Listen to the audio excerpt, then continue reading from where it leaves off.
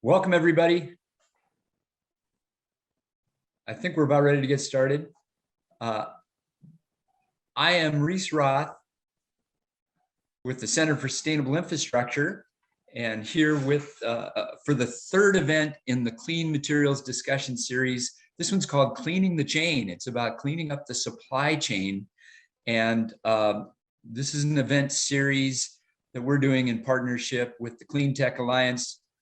Very excited and very proud to be here with you. Thank you so much for joining us. Just a little background on how this event came to be. This discussion series, the Center for Sustainable Infrastructure has done a series of blueprints, sort of deep dives to envision what world-class infrastructure looks like in the Pacific Northwest in 2040. So we interviewed and sat down and picked the brains of thought leaders and innovators from throughout the Pacific Northwest and beyond to ask them, what does world-class infrastructure look like in 2040 in the Pacific Northwest? How do we get there? What are the barriers? And all with an eye toward how do we reimagine the billions and billions of dollars that we spend every year on operating, maintaining, rebuilding our infrastructure so that we can get the best possible outcomes for our community. So we've done kind of a overview report, a deep dive in energy, a deep dive in water, and most recently, a deep dive into the future of waste and recycling. And this is the report from Waste Management to Clean Materials that resulted. If you could flip the slide. In each of those sectors, we've got a multi-decadal stable system that has kind of worked fairly well for decades and decades and decades. And now transformative drivers are really pushing that system to shift into a new mode in the operating environment. And that's very true of waste and recycling. We're finding that the prevailing system was really established in the 1970s and 1980s. And in many ways, it is no longer functioning according to the goals and vision that were set out in the 1970s. And so we need a new operating environment, a new paradigm, a new clean material system that can prevent waste at all stages, get longer life and more use from all the products that we produce in the economy, that can optimize the real recycling of the materials in the products once consumers are done with them, and then establish clean production and processing hubs for clean materials. One of the biggest insights from that report is that if we want to help people do right by the planet, which they really want to do, that's why they recycle. They want to do right by the planet and by their community. We can't just focus on end of life when the product is tossed into the disposal and recycling system. That most of the damage for the climate happens before use and disposal. Way up, a big chunk of it is in production and in the supply chain. So looking at it from a life cycle perspective, we find that the supply chain emissions, those kind of upstream production and supply chain emissions for the average company in our economy are 11 times higher than their direct operational emissions. And that's the focus of this discussion here today, is these supply chain emissions. Next slide. And I don't mean to steal Vanessa's thunder here. We're really happy to have Vanessa Miller-Fells from Microsoft speaking to this. But Microsoft has really been leading the way globally in developing carbon negative targets, and they include the supply chain emissions. And you can see from the blue there, those are the Microsoft supply chain carbon emissions. The red is their direct emissions. You can see how much greater and how important those supply chain emissions are. Microsoft's taking responsibility for those in its strategy to go carbon negative by 2030. It's extraordinary and really important. Next slide. So I want to introduce Marcus Barron.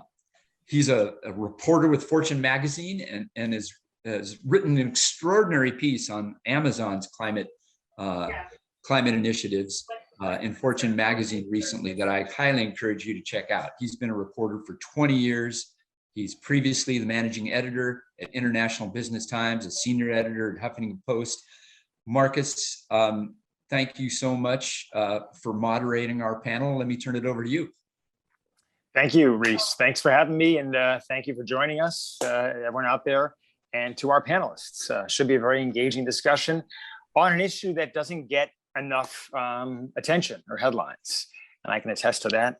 Working in the media.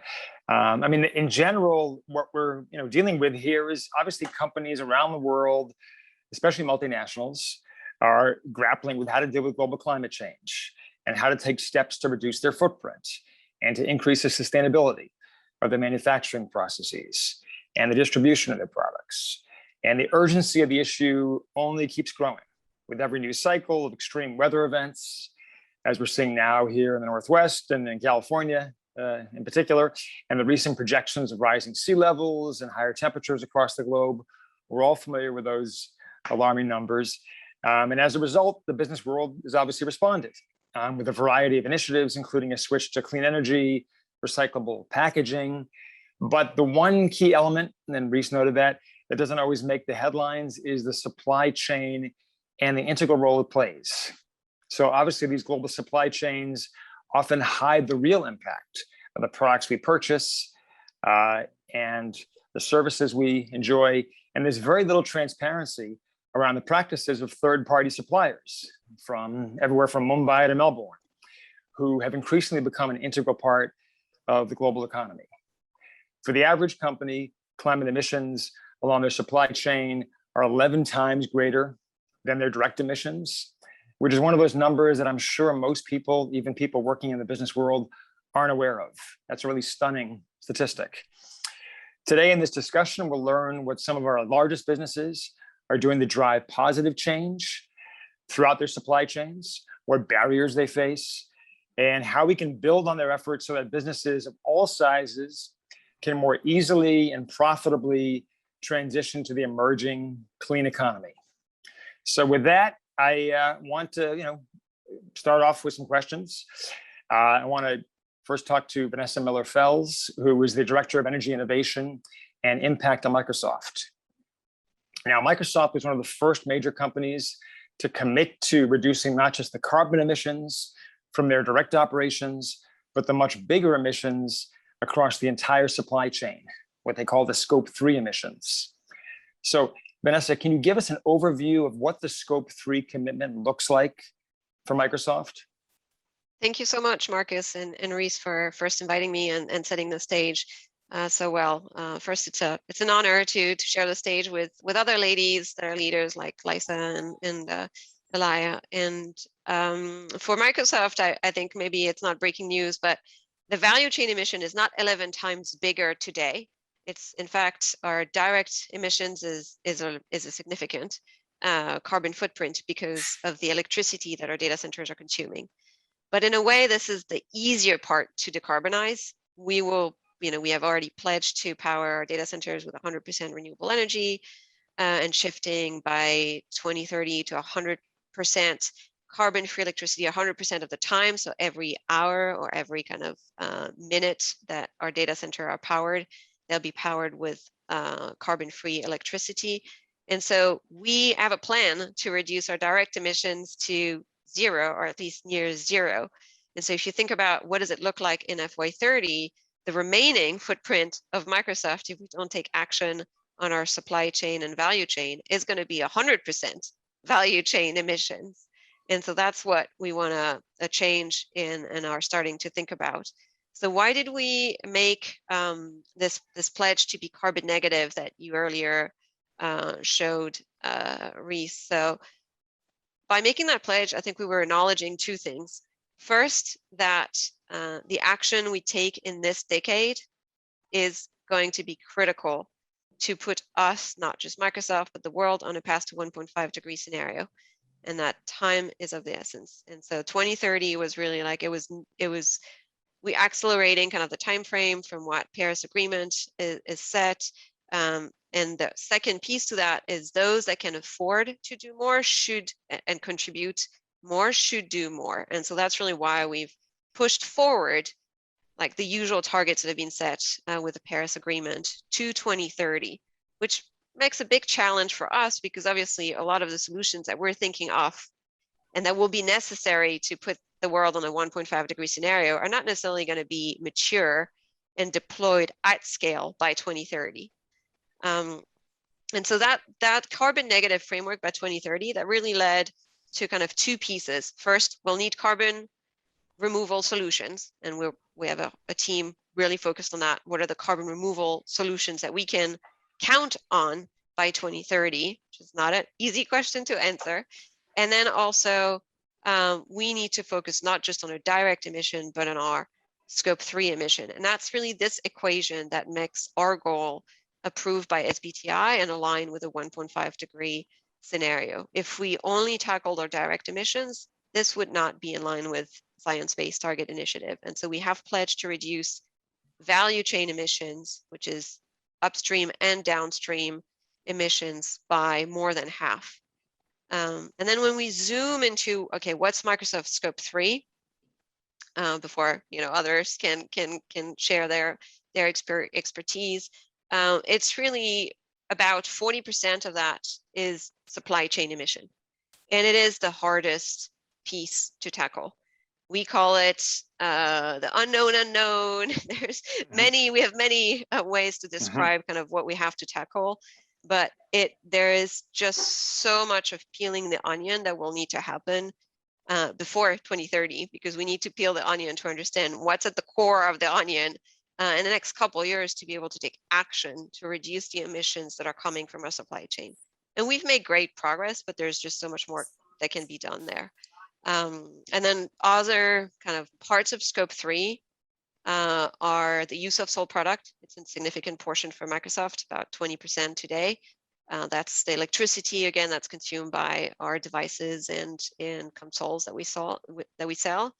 And a non-insignificant portion is transportation throughout the value chains, whether it's upstream, downstream, employee commute, business travel. If you add it all up, it really reflects what are the importance of transport decarbonization in the global economy. So that's to give a little bit of an overview of scope 3 for Microsoft. Excellent. Thank you very much, Vanessa. I'm going to ask sort of a related question, not quite the same, for Ayla Olvera, who is the Reverse Logistics Program Manager and Circular Economy Lead at Intel. Now, Ayla, I understand that your Reverse Logistics group works to recover, restore, and upcycle Intel products after consumers are done with them, rather than working upstream on the manufacturing side of the company's supply chain. Can you give us an overview of what your group at Intel does beyond what I just mentioned, and how that relates to developing a circular, clean materials economy? Thanks. Yeah, thanks, Marcus. And thank you all for the opportunity to talk today. I'm actually really excited to hear from Vanessa and Lisa. I know that they have some great, important information to share with everyone. And I myself have a lot to learn too. So I'm just happy to be able to be a part of it. So yeah, a little bit more about my reverse logistics group that I work in. At the core of it, there is a lot of the spirit of circular economy within reverse logistics. And it's been present even before the buzzword of circular economy has really come into the mainstream. Within reverse logistics, we focus on keeping our products in use for as long as possible. And that's really at the heart of what the circular economy is, right? So there's a variety of ways that we tackle that opportunity of keeping those products in use for as long as possible. We work with our customers to help better understand what fails or what is wrong with the product that they currently have, by understanding their warranty entitlement, replacing their product, but first by understanding, what potential issues are causing failure from the customer site. So we do our best to provide a virtual diagnostic in order to mitigate that shipping of return products back to Intel. So much like Vanessa said, you have to imagine the billions of products that we sell every year, even if it's just a fraction of those products, having them shipped back to our global depots causes a lot of carbon emissions, right? A lot of waste that might be unnecessary. And so we try to mitigate that product even coming back by providing a level of support virtually and being able to hopefully solve that problem from our specific depots to helping our customers. So that really helps to cut down on that carbon emission. And then lastly, as we can imagine, there are some products that just don't end up working. Either the customer purchased the wrong one, it's end of life, they want to upgrade to a new product, and there's nothing wrong with that. So we work with our customers to make sure that they dispose of their products properly. And if they don't have that ability, we're able to help them to either recover or recycle those products. And obviously recycling and upcycling is the very last resort that we want for our products in the first place, right? The amount of resources and effort and energy that goes into manufacturing all of our products every year is something that we want to make sure that we are maximizing on the investment and all of the energy that's already been put into our products. And so as a last resort, we try to not pulverize or send to scrap our return products. And so we work with our global vendors to try to extract as many of those raw materials, raw minerals, or even, you get a product back and there's 90% of the product still works. Maybe there's one component that doesn't. And so we try to pull it apart and utilize and reuse the products or the pieces and the components that can work as spare parts for other opportunities to repair future products. So there's so many layers of ways that we can keep products in use for as long as possible, but that's the overall goal of our reverse logistics program. Excellent. Thank you, Ayla. And then next, I wanted to ask Lisa Brown, who's the director of the Washington State Department of Commerce. Washington State has developed a very strong clean energy industry sector with tens of thousands of jobs, obviously. What potential do you see to grow clean materials companies and jobs in the state? And I'm sure there's plenty of potential, so try to keep it to within 5 minutes if possible, but thank you in advance. Yes, well, thank you for inviting Commerce to participate. Very excited to be part of this and to actually learn from the other panelists as well. Yes, Commerce is looking forward to a variety of ways that we can partner in this, what I see as an economist myself, as a real transformative effort, and having this forward-looking and backward-looking, or circular, if you will, look at the entire chain by which a product is used and then disposed of is really significant. And it's obviously imperative if we're going to meet our climate goals, which are very ambitious and established in Washington state law. And yes, clean energy has been a really key focus of this, but let me just mention a couple of ways that we partner. One is we have a clean energy fund. And as an example, looking back over some of our recent grants, one that I found very interesting and relevant to this conversation, a $900,000 clean energy fund grant to Beta Hatch in Kashmir. And the project that they're working on is a large commercial insect farm with an air handling system that optimizes waste heat use from a data center. So that is exactly the kind of thing we're talking about here. And the legislature's made a further commitment by passing the Industrial Symbiosis Act.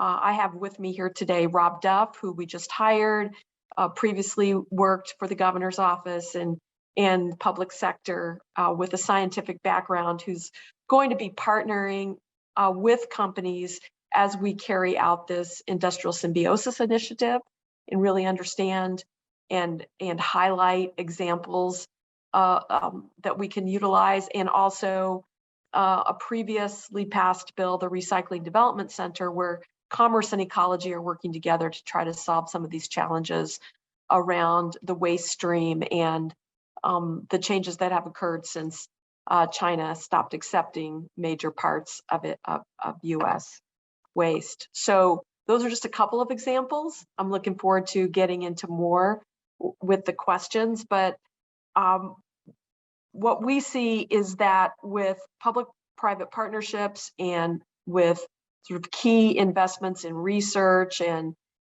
giving opportunities for demonstration that companies are coming up with, we hope that that can help lead to scaling up these technologies. And we also believe that it will be good for good jobs in all regions of the state. Sorry, just a quick follow-up question for you, Lisa, if you don't mind. I mean, basically, obviously you outlined some of that, but if you could just touch on what the agency's strategy is to support this sector's growth. And as part of that, I mean, will the state consider Buy Clean or other policies to incentivize suppliers to reduce their climate footprint? So our strategy is somewhat multifaceted. One, we obviously carry out the intention of the legislation that's been passed. So the Industrial Symbiosis Initiative and the Recycling Development Center. And we do have a report that we did leading up to the Industrial Symbiosis Center. We could perhaps put the link in the chat. Industrial Waste Coordination and Program Recommendations, that would give you a sense of where we're headed with that. But a third part that really I think is our strategy, if you will, is our Industrial Cluster Accelerator Program. So there's a lot of words there, but that is an EDA grant that we got from the feds, and we are utilizing it according to this model of innovation cluster acceleration. So right now we have an RFP out and we're taking in applications from around the state, and several of them are in this clean energy set of activities. And what they do is essentially propose how to build the sector and bring together research, companies, labor, et cetera. And we can provide seed funds to help support the clusters, to help them meet with each other and understand how to utilize this model. It's a model that we discovered in our maritime sector, working with Innovation Norway. And as we formed an organization now known as Maritime Blue, which is a cluster accelerator organization that's looking to transform the ocean economy and ferries and shipping, and investigate various technologies for reducing the carbon footprint of the ocean economy. So we're using that as a model, and we will be announcing the first sector of cohorts in this cluster model within about a month from now. And although it's not exclusively about carbon reduction, it is many of the applications fit into that spectrum, and that will be a focus for us. Okay, excellent. Thank you, Lisa. Now I want to go back to Vanessa to ask you, I guess in terms of getting a few more details, as an early leader on cleaning the supply chain, what types of new tools and processes has Microsoft developed in order to measure and manage those emissions, which is notoriously difficult to do? That's a great question, and I like the word compelled because I think there is really there's been some key drivers of problems that we need to solve, and one area where we were compelled to innovate is obviously not going to seem so out of the box for Microsoft. The first one is digital solution. As the data problem is so core to understanding supply chain, we obviously are heads down on figuring out what can digital contribute in terms of helping all of us, but particularly Microsoft, track its own emissions throughout the value chain, understand the opportunities and the challenges, and help us define the strategies to reduce the emission throughout a value chain. And so in July, we announced the Microsoft Cloud for Sustainability that is really focused on this piece of how do we help companies measure, understand, and take charge of their carbon reduction, set sustainability goals, and take measurable action.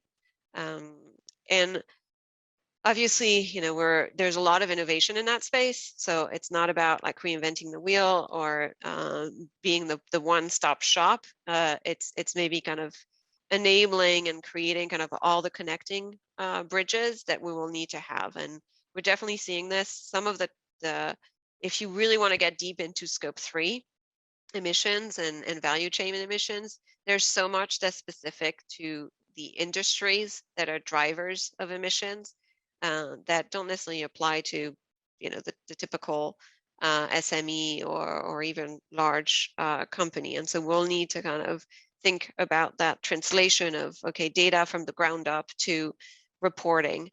The second area where we're obviously compelled to innovate is technology, but at the broader scale, like not just the hardware, not just the software, but more the hardware. And so last year we announced a climate innovation fund of $1 billion to be deployed over 4 years. And the role is really to help bring technology solutions to market maturity. As I've said earlier, our goal is 2030. And so it's a little bit earlier than most of the net zero targets. And that means we have a critical bottleneck or acceleration pace in terms of what technology we need to meet our goal by 2030. And we need to really be thinking carefully and deploying capital to help some of these solutions that are maybe not yet at scale or at market maturity to get them faster to market maturity so that we can use them as part of our carbon negative goal. And the last one, I really love what Nisa mentioned, is scope 3 and value chain emissions are about ecosystem change. And so one area where we are compelled to really think differently is creating coalition, creating partnership, thinking about public-private relationship and how we leverage each other efforts. I think scope 3 and supply chain decarbonization require much more collaborative thinking and much more partnering. And so I'm also excited to talk to Ayla about what Intel is doing and learning from each other. I think this is one area where we feel, yes, we have a lot to learn from each other, and we need to learn from each other and help each other to get there. First, because sometimes we share some of the same suppliers, so we share the same problems. But second, because the problem is so complex that we can't get there without a system change and without an ecosystem approach. I had a quick follow-up for you, Vanessa. I'm curious, that $1 billion fund, is that also go towards Microsoft suppliers and their efforts to curb emissions, or? So it's not, that's a great question. There's no pre-allocation of fund to specific sets of users or in fact technologies. It's more a broader framework of how do we what are the climate technologies, the climate change, mitigation, adaptation technologies the world need, and particularly Microsoft could need by 2030. So indirectly, there could be investment that would benefit some suppliers, but it's not geared to go to suppliers. We're definitely working very closely with suppliers otherwise. And that's definitely another area that I could have mentioned in terms of innovation, like supplier engagement is quite critical. And we've partnered, for example, with the International Finance Corporation to invest in our supply chain to help them decarbonize and invest in energy efficiency or renewable energy. So we'll be on the lookout for partners, investment partners that can really help us deploy carbon reduction solutions in our supply chain, direct and indirect. Okay, all right, thanks. I go back to Ayla, and you mentioned obviously Vanessa. You'd be kind of curious too to hear about what Intel's up to. Ayla, can you describe the nature of the broader circular economy program that Intel is developing across supply chain groups, and how that might impact more aspects of your products? Yeah, so as I think Reese sort of alluded to, there's most of the waste and the opportunities, I would say, within reducing emissions and reducing any sort of pollution happens up the chain, right? And so, yes, I do focus most of my work on the reverse side of it, on addressing e-waste or electronic waste. But we are an ingredient supplier. So we are a tech manufacturer. And so we have a lot of waste up the supply chain. And so what we were trying to develop actually within this last about year to 2 years across our supply chain is forming a supply chain wide organization that has a couple of different, I guess, visions. I sort of collaborating not just with our partners and our customers, because we are an ingredient supplier. Our end customers or our end users aren't always the ones that know that Intel is inside. It's usually just the HPs or the Microsofts or the Lenovo's. But so we obviously understand that they can't do it alone. And so partnering with our customers is one aspect of that. Partnering with our broader Intel Rise goals. Obviously, the supply chain has one opportunity to address some of those environmental goals that we set, but there are other components across Intel's organization that we want to be able to improve upon. So understanding our overall corporate goals is one. And then we all have within the supply chain independent goals, right? We can't just set a broad 10% increase, for example, across the supply chain, because every single part of the chain is very different, has different hurdles that they have to overcome.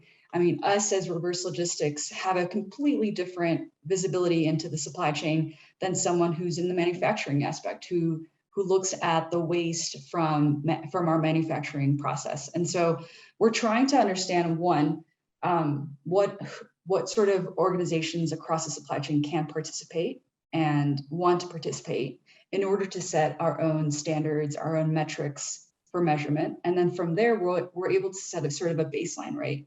Where are we now?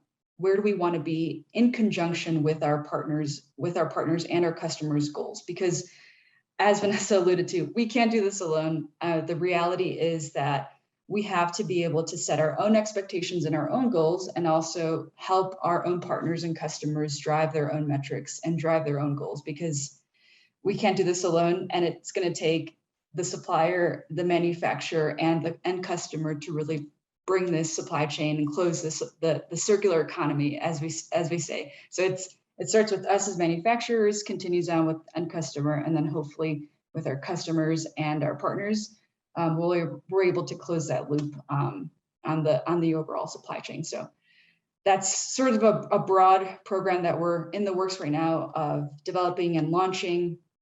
Right now, we're in the process of setting up our metrics and working with groups across Intel supply chain. And then for Lisa, I wanted to follow up with you just to discuss, building on what Microsoft and Intel are doing. How can the state support the commitments to tackle supply chain climate pollution of companies like Microsoft and other companies that are based in the state?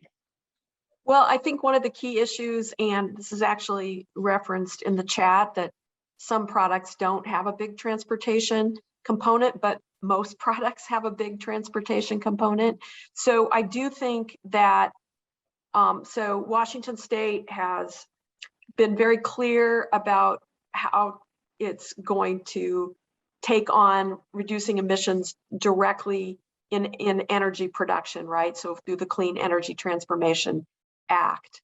But then it seems to me that a fundamental next two major infrastructure pieces of this are the transportation system. And as I mentioned, part of the whole Maritime Blue effort is around to what extent can the ferries be electrified, et cetera. And we know that electrification of the transportation system is a huge piece of this. I would mention that the other place where commerce is very engaged is in the carbon footprint of the built environment. And so through what's happening with buildings, and also some really innovative work out there for how to utilize buildings or districts themselves almost as a battery in terms of the energy utilization. I'm here in Spokane, where the Catalyst building and McKinstry and Avista are utilizing it as a test bed for that. There are similar projects going on in the Puget Sound area. So we don't see ourselves as picking the winning technologies or anything like that, but supporting both the applied research through the Clean Energy Fund, but also potentially being able to do partner projects with the private sector. And I think, as both of the other panelists mentioned, how we're going to measure and track and the data issues here are very significant. And that would be another place where Commerce is interested in partnering. We've heard that perhaps, blockchain technologies and others will be critical for how we monitor and track. And I think we have to handle that, those kinds of issues before public policy can start to, as you asked me before, mandate a variety of things. We may end up there, but I think we have to start with really understanding in a very complex interactive environment what we're actually talking about. And I know as an economist, it's pretty easy to talk about one market and then all of a sudden realize you have unintended consequences on other markets upstream or downstream. And so understanding this in its more complexity, I think is really important to being able to move forward and meet our goals. Speaking of complexity, I wanted to ask both Vanessa and Ayla, and maybe you can go in order, just what obstacles you're encountering to developing a clean supply chain. Because as we all know, it's very easy, on paper, things look, very organized and efficient, but then there's always obstacles that pop up, whether they're anticipated or not, depending on, the vicissitudes of business and particular business lines and particular suppliers and their operations. So if you could just, describe what obstacles you're encountering, and are you seeing ways to overcome those obstacles, or is that going to require more government help or more integration with other, other companies that work for those particular suppliers? For Vanessa, if you can speak on that first. Sure. Obstacles, I think we've tackled a number here, particularly data, obviously, and it remains a critical one.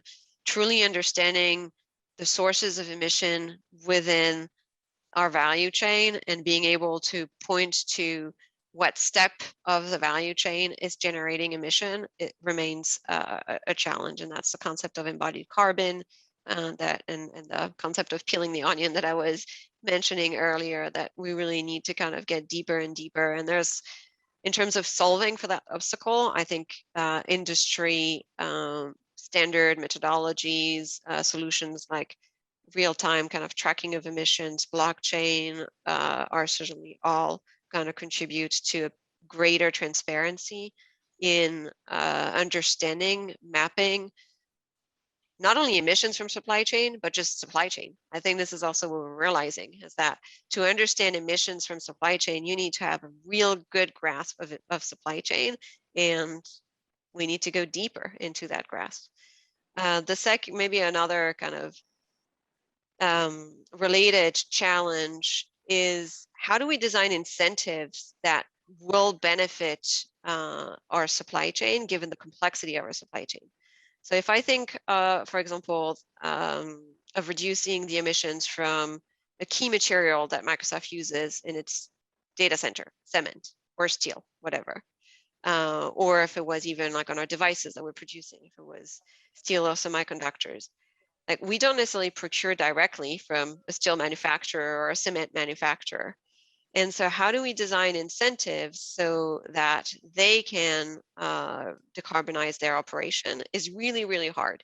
The easy way, and it's not easy either, but the easy way could be Microsoft buys only green steel or only carbon-free cement. Well, first, is there the market? Is there enough of the supply? That's a big question to answer. But second, even if we did that, Microsoft represents, less than 1%, sometimes less than tenths of a percent for these overall material market. And so if we did that, we wouldn't send a demand signal that's strong enough that would change how things are done. We wouldn't, like going back to this ecosystem change that we need to see happen, that wouldn't lead to an ecosystem change. Microsoft will be green, that's great, but that doesn't solve the problem for the world. And so we're really struggling with what are the incentives, how do we work with these sources of emission, these point source of emission throughout our value chain, and how do we design incentives that really kind of touch them? And I think it's an ongoing work. And then, one question I had, and Vanessa, just to follow up, and I want to get to Ayla, is with overseas suppliers, obviously one of the biggest obstacles I can see, one of the biggest challenges is assessing their efforts to reduce emissions and enforcing that. Obviously, you're dealing with foreign suppliers, dealing in foreign jurisdictions. There's only so much that can be done. Are there any thoughts you have about ways to incentivize, especially maybe smaller suppliers in countries that don't have the best record when it comes to curbing their emissions? Yeah, I think this is really what we're grappling with. Is it's maybe it's easy to partner with the top 100 or 200 of our supply chain, but we have 30,000 suppliers of variety of maturity, location, capabilities from a financial perspective, or from a kind of just even an understanding perspective. And so we need to figure out tools that work for, not all of them at once. I don't think we'll find a silver bullet, but that kind of can tackle each one of these and help them get along the journey. And so the way we've thought about it so far is really there's two pillars. There's the capacity building. There's, okay, what do they need to just understand what we're talking about, where they are and what they can do? Like what education kind of journey do we need to get them on board? And we really went through that journey, and we're still on that journey of learning and figuring out, okay, what can be done to reduce emissions, but how much can we share? What are the best practices we can share? And here I think there's a huge opportunity to do it not on our own, but really do it collectively. And that's why Microsoft launched last year the Transition to Net Zero Coalition, and we're part of a lot of initiatives that are really around that. Okay, sharing the knowledge, the best practices. How do we help a supplier that's based in China understand how they could decarbonize their operations, and particularly how they could access renewable energy to power their facilities?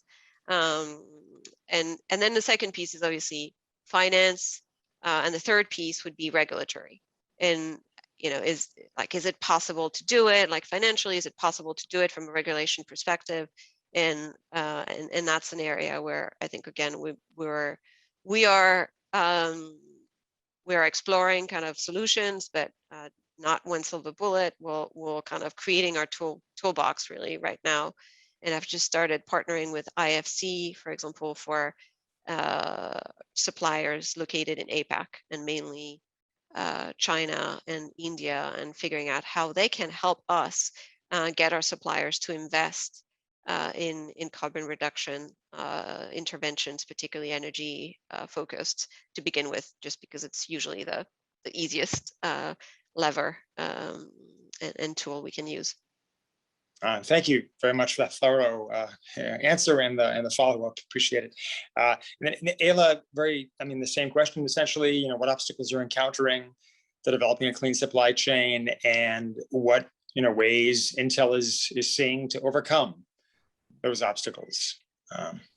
Yeah, I sort of alluded to that in my previous answer, but because we're an ingredient supplier, you can imagine it's often difficult to track and monitor the end of life of a product, right? And I continue to come back to talking about end of life because I work in the reverse logistics side of it. So I'm trying to keep these products in use for as long as possible. But if we're part of a larger component, if we're a part of a larger device, it's going to be really difficult for us to be able to monitor that without the help of our customers and our partners. And so one of the ways that our group within reverse logistics is working on addressing the traceability and the recovery of our ingredients within end products is by working with our partners, understanding, hey, do you have a take back program that you have in place right now? Or what are your end of life responsibilities or goals within your organization? And once we understand that, then we're able to say, okay,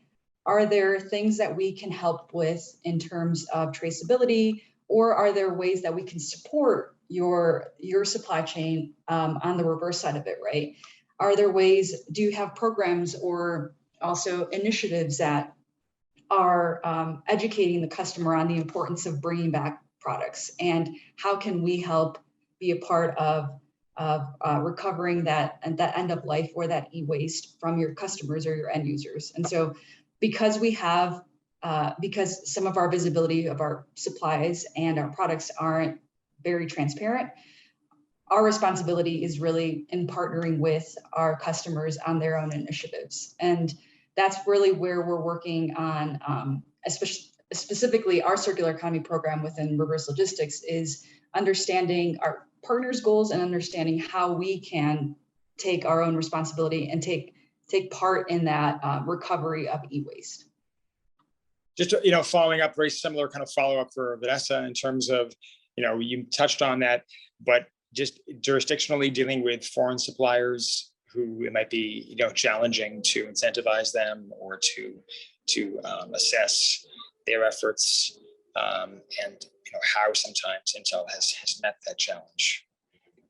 Yeah, I know for a fact that we have a number of incentives, a number of programs that go into our supplier relationship. I'll be very transparent because I'm on the other side of the supply chain. I have very little visibility into that that initial negotiation or understanding really the requirements that we have with our own suppliers. I know that we've worked extensively in the precious metals, doing specifically sourcing responsibly from our precious metal suppliers. And we've gone through initiating programs where we are physically going, we're having our directors going and auditing the sources of these precious metals across the globe. And I know from my own experience, even before joining Intel, that was a major program. We sort of saw an opportunity within our industry, within the tech industry and the manufacturing industry, to have more transparency into the sorts of sourcing that we're requiring. And so I think that was one of the biggest opportunities that we had. And then if you follow that program, you saw a lot of our other partners and customers sort of following in our footsteps, realizing the importance of not only sourcing ethically, but sourcing from a responsible supplier. And it sort of has trickled down not only through our partners, but also through other parts of our supply chain. But I think that's where we see the most visibility too. But as far as some of our expectations with the rest of our sourcers, I just don't have that level of visibility at this point. Yeah, sure. I see. That's interesting.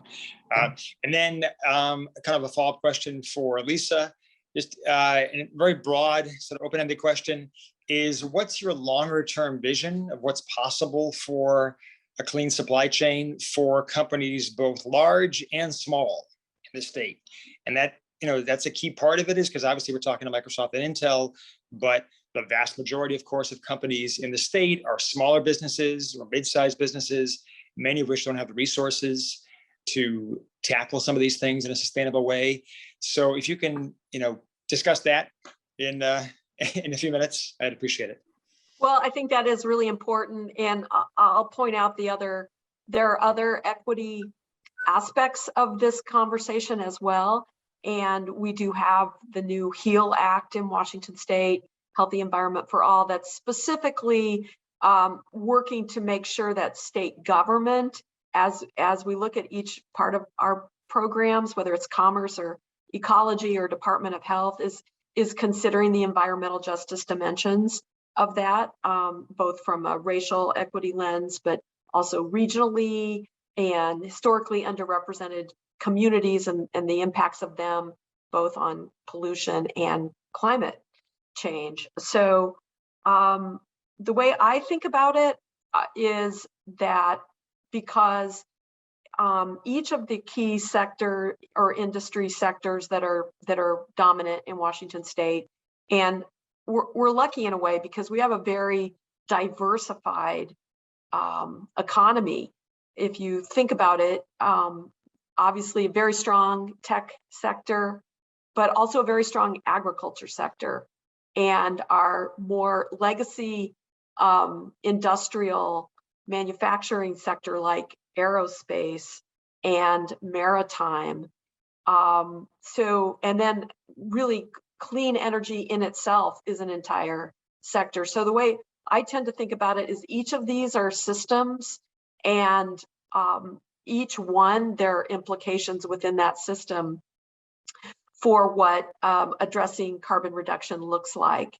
And I can't even predict all the ways that they are going to interact with each other.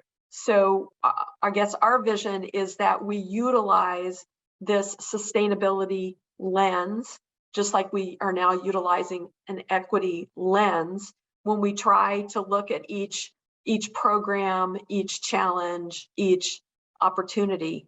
And that doesn't give you a clear path, but it means that, for example, we have a few economic development tools in Washington State, maybe not the same as other states who can just grant funds to the private sector if they want to relocate the state. Ours is, we have a more nuanced and constitutional prohibition on that, but we have, for example, a strategic reserve fund in which we can partner with an economic development entity that can then provide grants to companies that are expanding, locating jobs in Washington State.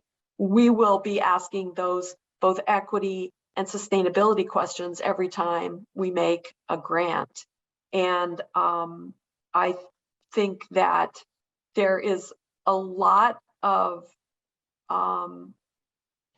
for example, within agriculture, we will continue to have a very significant trade-based agricultural economy. We trade with especially wheat and fruit products, go internationally. But we also see potential for small scale agriculture, that local production, and that's very desirable on the part of consumers, as well as providing a whole other economy for small scale production and farmers markets, et cetera. So I guess I don't have one single answer to that, except that we're going to be utilizing these criteria as we look at different sectors of the economy. Okay, now I'd like to get to some questions from people who are watching, but before we go there, I'd like to just ask a very similar question to Vanessa and to Ayla. Just what, if you can just answer in a few minutes, what your longer term vision is of what's possible for clean supply chains. Obviously looking out into this ideal scenario, if you can address that in a few minutes.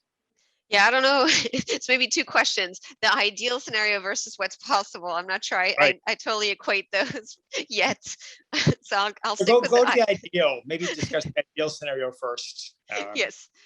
So ideally, it'll be a fully transparent and optimized supply chain based on cost efficiency and carbon efficiency. I would like to be able, when I choose a supplier, to know first, like, have full visibility into the embodied carbon, like throughout kind of the full value chain, so that I just don't have this number that's from supplier, tier one, but I know what's going behind. And then I'll be able to account the carbon intensity of that supply chain into my investment decision at any point, or my procurement decisions at any point. And that's something we're trying to do with our carbon fee that Microsoft has put internally and is putting also on our scope 3 emissions. But there's always a big difference between how you dream it, how you operationalize it, and the results you're getting. And so, like, tying everything together is really where I think it could lead to great results. Okay, and then the same question for you, Ayla. Just in terms of what's your longer term vision of what's possible for clean supply chains. Maybe with you, I'll focus a little more on what's possible and less on the ideal scenario, because we can all imagine an ideal. Yeah. developments. So. Yeah, and I think part of what we're doing with our larger circularity program across our supply chain, we want to understand, like I've mentioned, baselining, right? Baselining our products and the supplies that we provide our customers. So right now what we're working on, or at least one of our, we call them sort of moon shackles, right? Aside from reducing or increasing our recyclability within our own packaging, within reverse logistics, we want to look at the repairability of our products. I think that's something I haven't mentioned too much, but there is this shift within not only the tech industry, but overall increased repairability for all devices. And so I would like to see our partnerships with our customers to have more visibility and more transparency into opportunities for repairability of our products, keeping them, again, in use for as long as possible.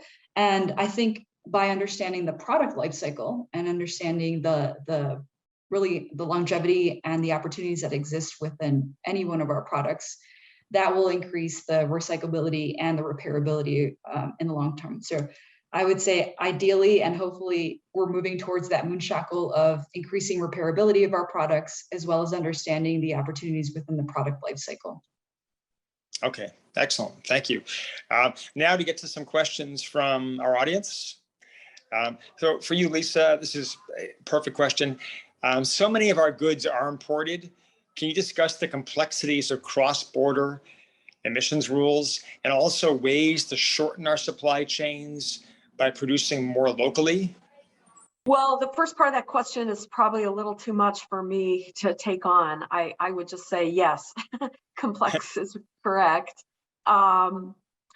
The second part is something we're definitely paying a lot of attention to, and that is, can we bring supply chains closer?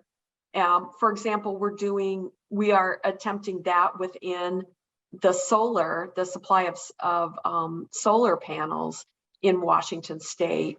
And that's partly because of international trade issues with China, but it's also partly because it provides opportunity in this industrial symbiosis way. I'll give you one example.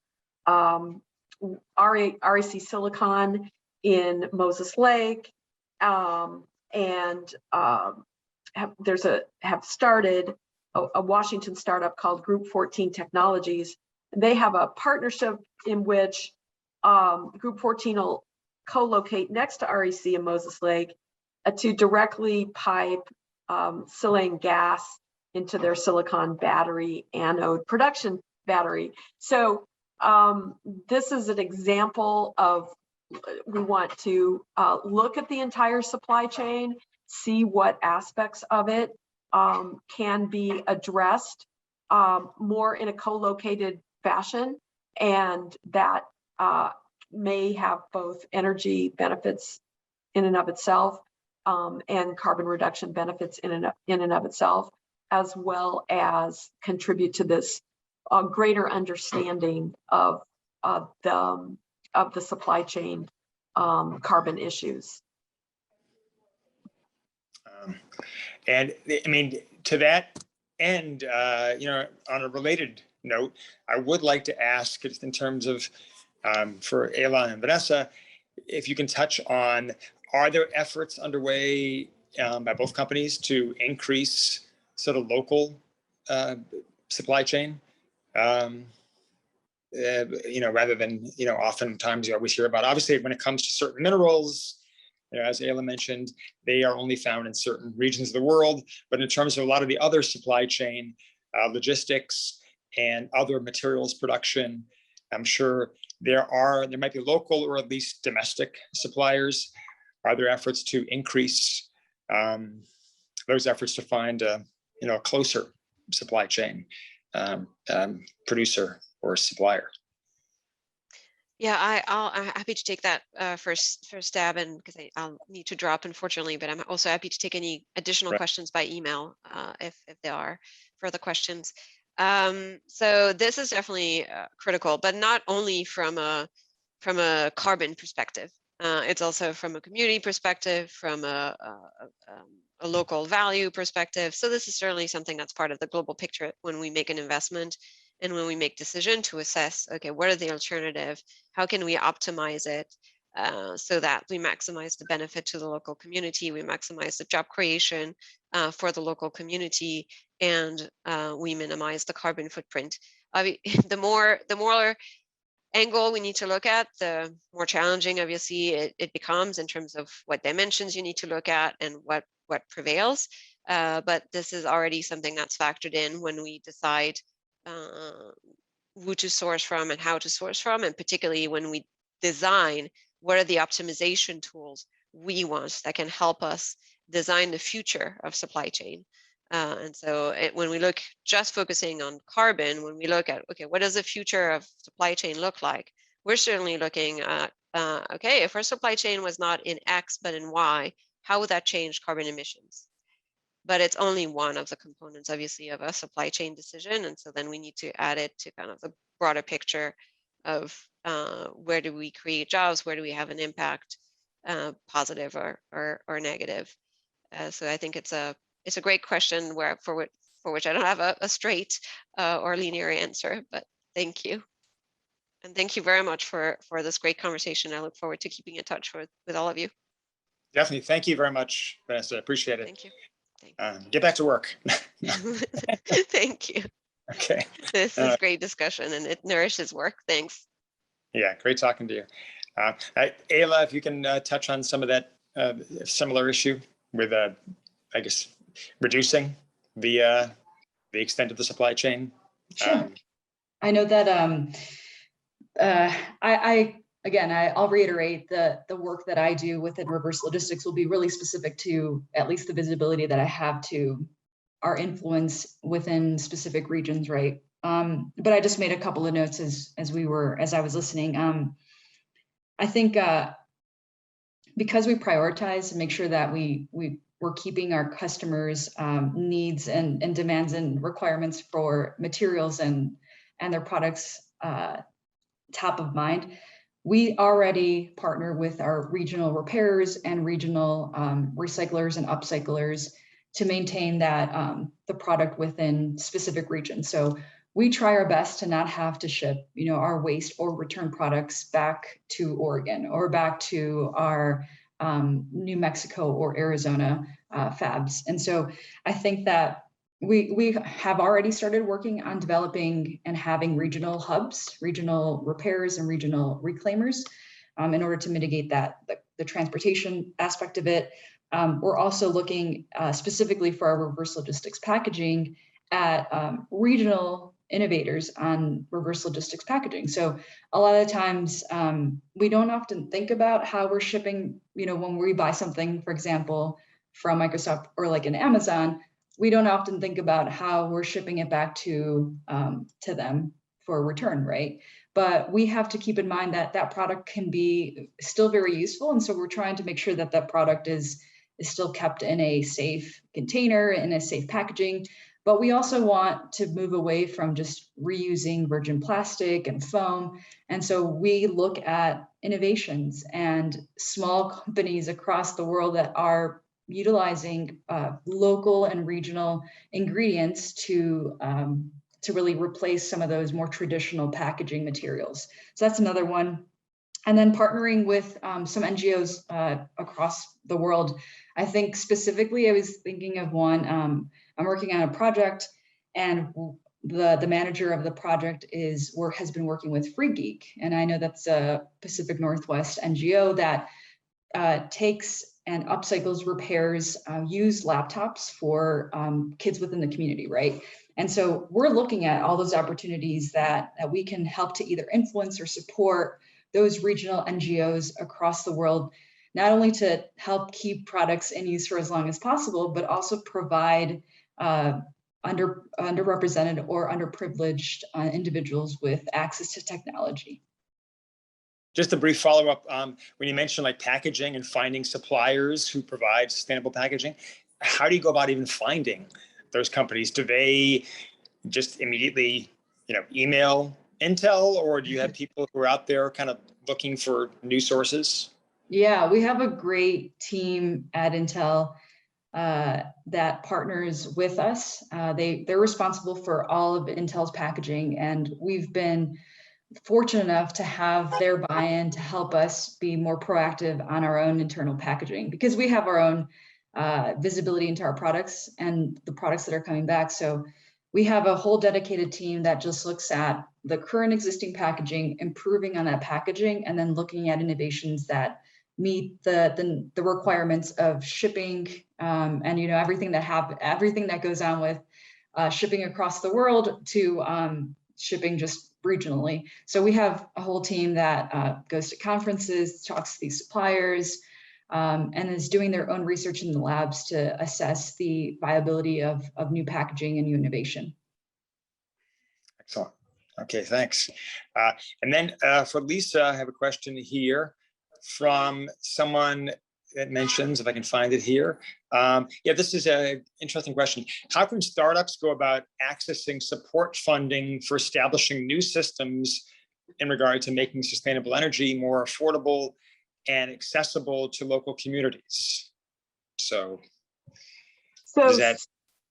Yeah, so depending on where, when you kind of read the question again, so startups. Yeah, it's a double question. How can startups go about accessing support funding for establishing, I think, new ways to make sustainable energy more affordable? Maybe it means, I think they're alluding to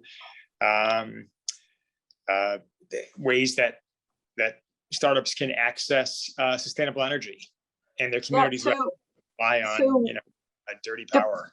Depending on kind of what sector the startups are in, we do have organizations that are specifically designed to support startups in Washington State. So, for example, in the life sciences sector, there are some in the tech sector, certainly. And we have been in commerce working on a program specifically around startups in the among women and historically underrepresented communities who are in the tech sector and would like to have support as a cohort. But I think that ultimately, these cluster accelerator models are pretty exciting models to investigate, because what they do is they often bring together companies that are in the same field that have some of the same challenges, who might be seen as competitors in some environments, but they can collaborate on both supply chain issues, public policy issues, technological, more research-oriented questions. And we see that as a model, like a collective impact model of bringing public, private, research, et cetera, together and taking on these challenges collectively. And I think that is important because it gives you just more bandwidth to understand what the challenges and opportunities are if you're doing it in this environment. So we Commerce see our role as helping to support these cluster organizations. And again, we are not going to pick the winning technologies, but that's kind of the role of the cluster organization, is to explore those. Yeah, I see Reese raising his hand. Reese, do you have a question for Ayla or Lisa? I don't, but unfortunately, I think we got to transition, Marcus, from this segment. So do you have any sort of final comments here for the panel? And I think we've covered a lot. So, there were some questions in the chat, again, regarding cross-border emissions, which, might not be a topic that can be covered easily in this segment, and curbing that. And also there are some questions regarding mining and how to, reduce carbon emissions with the mining operations of rare metals that are used by Intel and other big tech companies. But I know we don't have too much time, so.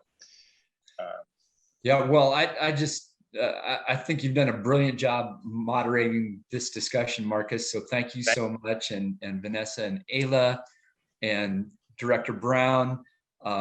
Thank you so much for joining this conversation. It's been quite extraordinary, and I know we've got some incredible people on who are attending. We want to leave time for some conversation among them, so we have a little bit of time for networking. But huge thank you. I just found it really fascinating, and as we sort of move from just sort of a waste and recycling system that manages the stuff we toss out to, let's take responsibility for sort of the life cycle of the materials and products in our economy, and let's build an industry cluster and tens of thousands of companies in the Pacific Northwest that can deliver these kind of solutions globally. It's been really fascinating to talk to some of the global companies that are based in the Pacific Northwest that are operating planet-wide and get that perspective. I thought Vanessa's idealized scenario, like a fully transparent, optimized supply chain where you've got full visibility into the embodied carbon in the materials that are being supplied, that allows her to base procurement decisions on that transparency. And that's where they're trying to go, which is really, really remarkable. And Ayla's insights of bringing longer life through repairability, upcycling of their products, that is absolutely critical to a clean materials future. So how can companies in the Pacific Northwest become partner suppliers in that quest for Intel and Microsoft and other major global companies? Now, how can Pacific Northwest state governments and local governments design a policy environment that can really help clean materials companies thrive and become those kind of partners to these global companies that can create this idealized future that we're looking for? And I think the Washington State Industrial, the kind of industry cluster accelerator program can be really important in that quest. So a big theme around collaboration, sharing best practices. And so I want to hand it over to Mel, our partners at Clean Tech Alliance. This is a wonderful discussion. Thank you, Mel, for hosting this with us. I'm delighted to be here. These are always fascinating conversations, and I know we're all looking forward to our fourth Clean Materials event coming up later this fall. Thank you so much to Intel and to Microsoft and to all of our speakers. Thank you so much for an excellent job moderating. We do have several upcoming events this fall. Our next event focuses on maritime ports and electrification solutions. I know that mining did come up in the chat as a conversation, and our Energy Leadership Summit, I'd like to highlight, on November 9th, is slated to have a conversation on the mining industry and its impact on and responsibility to standing up a new clean energy and clean materials economy. So you'll want to stay tuned for that event where we will be picking up the thread of that conversation. Please just scan the QR code and bookmark our events page. All of our upcoming event series with CSI on clean materials conversations will be listed there. We do not expect November 16th to be the final event, just the final event for this year. And we do expect to continue having these really critical conversations in partnership with CSI into 2022 and beyond. So I wanted to take a moment to thank all of our sponsors for this event series. These sponsors listed here below, to include the Department of Commerce, have helped make it possible for us to offer these conversations to our community free of charge. And we hope to be able to continue having as many open and inclusive conversations with business and government leaders across our region as possible on this important topic.